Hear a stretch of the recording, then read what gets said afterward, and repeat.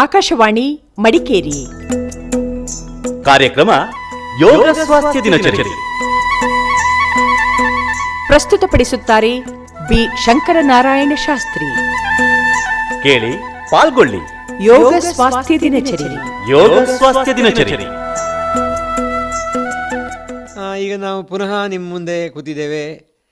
ಒಂದು ಉತ್ತಮವಾದ ಜಮಖಾನವನ್ನು ಹಾಕ್ಕೊಂಡು ಅದರ ಮೇಲೆ ಸುಖಾಸನದಲ್ಲಿ ನೇರವಾಗಿ ಕೂತೀರಿ.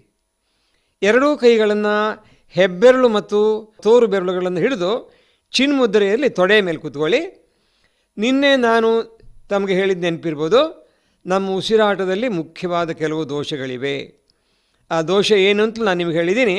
ಪುನಃ ಒಂದು ಸರಿ ನೆನಪು ಮಾಡ್ಕೊಳ್ಳೋಣ. ಈಗ ಪುನಃ ನಿಮ್ಮ ಗಮನವನ್ನು ಉಸಿರಾಟದ ಮೇಲೆ ನಿಲ್ಲಿಸಿ, ಒಳ ಹೋಗುವ ತಂಪು ಶುದ್ಧ ಗಾಳಿ, ಹೊರ ಬರುವ ಬಿಸಿ ಉಸಿರು ನಿಮ್ಮ ಗಮನಕ್ಕೆ ಬರ್ತಾ ಇದೆಯಾ ನೋಡಿ. ನಿಜವಾಗಲೂ ನಾವು ಸಾಕಷ್ಟು ತಗೋತಾ ಇದ್ದೀವಾ?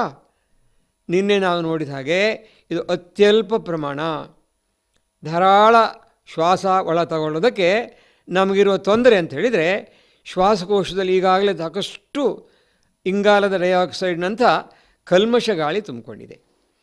ಇದಕ್ಕಾಗಿ ನಾವೇನು ಮಾಡಬೇಕು? ಒಳಗಿರುವ ಕಲ್ಮಶ ಗಾಳಿಯನ್ನು ಸಾಕಷ್ಟು ಹೊರಗೆ ಹಾಕಬೇಕು. ಈ ಹೊರಗೆ ಹಾಕೋದಕ್ಕೆ ಕೆಲವು ಸುಲಭವಾದ ಕ್ರಿಯೆಗಳಿವೆ. ನೀವು ಅದನ್ನು ಮಾಡೋದಕ್ಕೆ ಸಿದ್ಧರಾಗಿರಬೇಕು.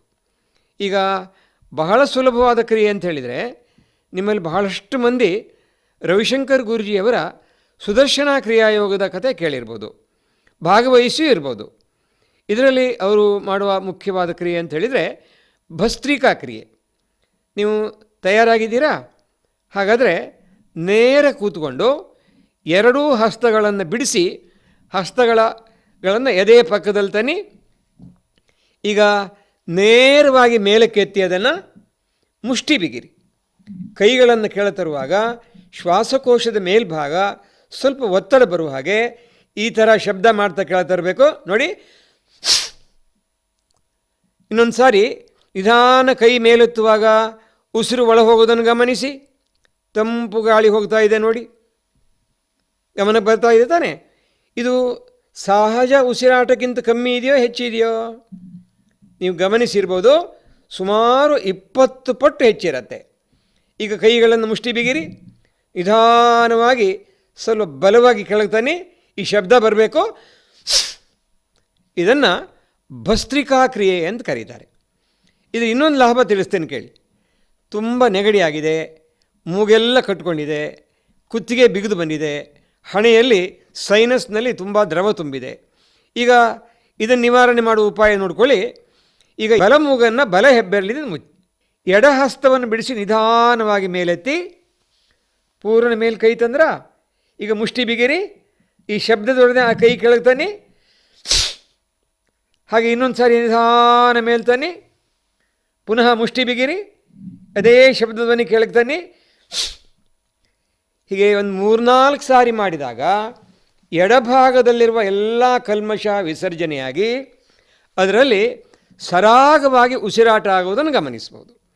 ಹಾಗೆಯೇ ಈಗ ಎಡಮೂಗನ್ನು ಮುಚ್ಚಿ ಬಲಮೂಗನ್ನು ತೆರೆದು ಕೈಯನ್ನು ಮೇಲಕ್ಕೆತ್ತಿ ಮುಷ್ಟಿ ಬಿಗಿರಿ.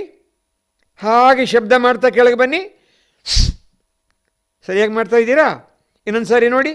ಹಸ್ತ ಬಿಡಿಸಿ ನಿಧಾನವಾಗಿ ಮೇಲೆತ್ತಿ ಮುಷ್ಟಿ ಬಿಗಿರಿ, ಶಬ್ದ ಸಹಿತ ಕೆಳಗೆ ತನ್ನಿ. ಈಗ ನೋಡಿ, ಆ ಮೂಗಿನೊಳಗೆ ತಂಪು ಸರಾಗವಾದ ಶ್ವಾಸ ಒಳ ಹೋಗೋದು ಗಮನ ಬರ್ತಾ ಇದೆ ತಾನೆ? ನಮ್ಮ ಎಲ್ಲ ಉಸಿರಾಟದ ಸಮಸ್ಯೆಗಳಿಗೂ ನಾವು ಈಗ ಮಾಡುವ ನಿಶ್ವಸನ ಕ್ರಿಯೆಗಳಿಂದ ನಿಶ್ಚಿತವಾದ ಪರಿಹಾರ ಇದೆ. ನಾವೀಗ ಇಷ್ಟರ ತನಕ ಅಭ್ಯಾಸ ಮಾಡ್ತಾ ಇರೋದು ಭಸ್ತ್ರಿಕಾ. ಯಾವಾಗ ಮಾಡಬೇಕು, ಎಷ್ಟು ಹೊತ್ತಿಗೆ ಮಾಡಬೇಕು? ಹೊಟ್ಟೆ ಖಾಲಿ ಇರುವಾಗ ಬೆಳಗಿನ ಹೊತ್ತಿನಲ್ಲಿ ಸುಮಾರು 5 ಗಂಟೆಯಿಂದ 7:30 ಗಂಟೆವರೆಗೂ ಯೋಗ ಪ್ರಕ್ರಿಯೆಗಳಿಗೆ ಉತ್ತಮವಾದ ಸಮಯ. ಬೆಳಿಗ್ಗೆ ನಮಗೆ ಸಮಯ ಇಲ್ಲ ಅಂದರೆ ಸಂಜೆನೂ ಅಭ್ಯಾಸ ಮಾಡ್ಬೋದು. 5:30ಯಿಂದ 7:30, 8 ಗಂಟೆ ತನಕನೂ ಪ್ರಕೃತಿ ಇದಕ್ಕೆ ಪೂರಕವಾಗಿರುತ್ತೆ. ಆಗಲೂ ನಾವು ಅಭ್ಯಾಸ ಮಾಡ್ಬೋದು. ಎಷ್ಟು ಸಾರಿ ಮಾಡಬೇಕು ಅಂದರೆ, ಒಂದು ಸಾರಿಗೆ 10 ಸಾರಿ ಕೈಗಳನ್ನು ಮೇಲೆತ್ತಿ ಈ ಥರ ನೋಡಿ, ಮುಷ್ಟಿ ಬಿಗಿರಿ, ಈ ಶಬ್ದದ ಹಾಗೆ ಕೆಳಗೆ ತರಬೇಕು. 10 ಸಾರಿ ಆದಮೇಲೆ ಸಾಕಷ್ಟು ಶುದ್ಧ ಗಾಳಿ ಒಳ ಹೋಗೋದಕ್ಕೆ ನಾವು ಅವಕಾಶ ಮಾಡಿಕೊಟ್ಟು ಒಂದು ಸ್ವಲ್ಪ ಹೊತ್ತಾದಮೇಲೆ ಪುನಃ ಇನ್ನೊಂದು 10 ಸಾರಿ, ಆಮೇಲೆ ಒಂದು ಸ್ವಲ್ಪ ಅವಕಾಶ ಕೊಟ್ಟು ಪುನಃ 10 ಸಾರಿ, ಹೀಗೆ 3 ಸುತ್ತು ಅಭ್ಯಾಸ ಮಾಡಿದರೆ ಸಾಕು. ಭಸ್ತ್ರಿಕವನ್ನು ಬೆಳಗ್ಗೆ ಅಥವಾ ಸಾಯಂಕಾಲ, ಬೆಳಗ್ಗೆ ಮತ್ತು ಸಾಯಂಕಾಲ ಮೂರಾವೃತ್ತಿ 10 ಹಾಗೆ ಅಭ್ಯಾಸ ಮಾಡಿದಾಗ 30 × 20 ಅಂದರೆ 600 ಪಟ್ಟು ಕಲ್ಮಶ ಗಾಳಿಯನ್ನು ನಾವು ಹೊರಗೆ ಹಾಕ್ತೇವೆ. 600 ಪಟ್ಟು ಶುದ್ಧ ಗಾಳಿ ನಮ್ಮ ಒಳಗೆ ಹೋಗುತ್ತೆ. ಇದನ್ನೇನು ಲಾಭ? ವಿದ್ಯಾರ್ಥಿಗಳಿಗೆ ಏಕಾಗ್ರತಾ ಪ್ರಮಾಣ ಹೆಚ್ಚಾಗತ್ತೆ. ಮಿದುಳಿಗೆ ಹೋಗುವ ರಕ್ತದಲ್ಲಿ ಪ್ರಾಣವಾಯುವಿನ ಪ್ರಮಾಣ ಹೆಚ್ಚಾದಾಗ ಮಕ್ಕಳ ಗ್ರಹಣ ಶಕ್ತಿ, ಸ್ಮರಣ ಶಕ್ತಿ, ಅನ್ವಯಿಕ ಸಾಮರ್ಥ್ಯ ಹೆಚ್ಚಾಗತ್ತೆ. ಅಂದರೆ ಏಕಾಗ್ರತಾ ಪ್ರಮಾಣ ಹೆಚ್ಚಾಗತ್ತೆ. ಹಿರಿಯರಲ್ಲಿ ಸೂಕ್ಷ್ಮ ಅವಯವಗಳಿಗೆ ಪ್ರಾಣವಾಯು ತುಂಬಿದ ರಕ್ತ ಹೋದಾಗ ಆರೋಗ್ಯ ಸುಧಾರಣೆಯಾಗತ್ತೆ. ಆ ದೃಷ್ಟಿಯಿಂದ ಈ ನಿಶ್ವಸನ ಕ್ರಿಯೆ ಅಂದರೆ ಶ್ವಾಸಕೋಶದಲ್ಲಿ ತುಂಬಿರುವ ಕಲ್ಮಶ ಗಾಳಿಯನ್ನು ಹೊರಗೆ ಹಾಕೋದು, ಹೊಸ ಗಾಳಿ ಒಳ ಹೋಗೋದಕ್ಕೆ ಅವಕಾಶ ಮಾಡಿಕೊಡೋದು. ನಮ್ಮ ಕೆಲಸ ಕಲ್ಮಶ ವಿಸರ್ಜನೆ ಮಾಡೋದು. ಪ್ರಕೃತಿ ಅದನ್ನು ಪುನಶ್ಚೇತನಗೊಳಿಸುತ್ತೆ, ನಾವು ಅದಕ್ಕೆ ಅಣಿಯಾದರೂ ಸಾಕು. 2ನೇ ನಿಶ್ವಸನ ಕ್ರಿಯೆಯನ್ನು ನಾನು ನಿಮಗೆ ತಿಳಿಸ್ತೀನಿ. ಈಗ ಇದನ್ನು ಮಾಡೋದಕ್ಕೆ 2 ರೀತಿಯಲ್ಲಿ ತಾವು ಸಿದ್ಧರಾಗಬೇಕು. ಒಂದು, ಮಂಡಿ ಮಡಿಸಿ ಪಾದಗಳನ್ನು ಹಿಮ್ಮುಖವಾಗಿ ಪೃಷ್ಠದ ಕೆಳಗಿಟ್ಟು ವಜ್ರಾಸನಕ್ಕೆ ಬರಬೇಕು. ವಜ್ರಾಸನಕ್ಕೆ ಬರುವಾಗ ಬೆರಳುಗಳ ಮೇಲೆ ಭಾರ ಬೀಳಬಾರ್ದು. ಪಾದವನ್ನು ಪೂರ್ತಿ ಹಿಂದಕ್ಕೆ ತಂದುಕೊಂಡಿರಲಿ. ಒಂದು ಪಾದದ ಮೇಲೆ ಇನ್ನೊಂದು ಪಾದವನ್ನು ಹೇರಿರೋದು ಬೇಡ, ಆಗ ಶರೀರ ಒಂದು ಕಡೆ ವಾಲತ್ತೆ. ವಜ್ರಾಸನ ಅಂದರೆ ದೇಹವನ್ನು ಅತ್ಯಂತ ಸ್ಥಿರವಾಗಿ ನಿಲ್ಲಿಸುವಂಥ ಒಂದು ಆಸನ.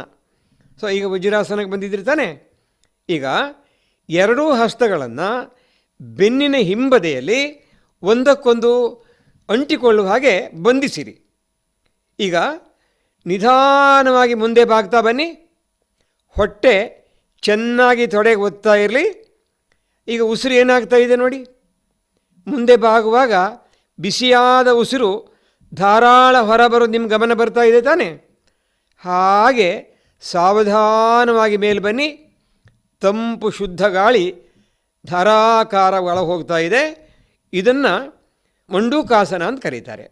ಮಂಡೂಕಾಸನದಲ್ಲಿ ಮುಂದೆ ಬಾಗುವಾಗ ಕಲ್ಮಶ ಗಾಳಿ ಹೊರಗೆ ಹೋಗೋದು, ಮೇಲೆ ಬರುವಾಗ ತಂಪು ಶುದ್ಧ ಗಾಳಿ ಒಳಬರೋದು. 10 ಪಟ್ಟು ಶುದ್ಧ ಗಾಳಿ ನಾವು ಪಡಿತೇವೆ. ಸುಮಾರು 10 ಸಾರಿ ಮುಂದೆ ಬಾಗಿ ಮೇಲೆ ಬಂದಾಗ 100 ಪಟ್ಟು ಕಲ್ಮಶ ಗಾಳಿ ನಾವು ಹೊರಗೆ ಹಾಕಿ ಶುದ್ಧ ಗಾಳಿ ಪಡಿತೇವೆ. ರಕ್ತದಲ್ಲಿರುವ ಹಿಮೋಗ್ಲೋಬಿನ್ ಅನ್ನುವ ದ್ರವ್ಯ 100 ಪಟ್ಟು ಹೆಚ್ಚು ಪ್ರಾಣವಾಯುವನ್ನು ಪಡೆಯುತ್ತೆ. ರಕ್ತ ಅಷ್ಟು ಶುದ್ಧವಾಗುತ್ತೆ. ನಮ್ಮ ಏಕಾಗ್ರತೆ ಮತ್ತು ಆರೋಗ್ಯ ಅಷ್ಟು ಸುಧಾರಣೆ ಆಗೋಕ್ಕೆ ಅವಕಾಶವಾಗುತ್ತೆ. ಮುಂದಿನ ನಿಶ್ವಸನ ಕ್ರಿಯೆಗಳನ್ನು ನಾಳೆಯ ಅವಧಿಯಲ್ಲಿ ಗಮನಿಸೋಣ. ಇದುವರೆಗೆ ಯೋಗ ಸ್ವಾಸ್ಥ್ಯ ದಿನಚರಿ ಕಾರ್ಯಕ್ರಮ ಕೇಳಿದಿರಿ. ಪ್ರಸ್ತುತಪಡಿಸಿದವರು ಯೋಗ ಗುರುಗಳಾದ ಬಿ ಶಂಕರನಾರಾಯಣ ಶಾಸ್ತ್ರಿ. ಸಂಕಲನ ಪಂಕಜ್ ಕುಡ್ತರ್ಕರ್. ಕಾರ್ಯಕ್ರಮ ನಿರ್ಮಾಣ ಎಚ್ ಶ್ರೀನಿವಾಸ್. ಈ ಕಾರ್ಯಕ್ರಮ ಮಡಿಕೇರಿ ಆಕಾಶವಾಣಿ ಕೇಂದ್ರದಿಂದ ಪ್ರಸಾರವಾಯಿತು.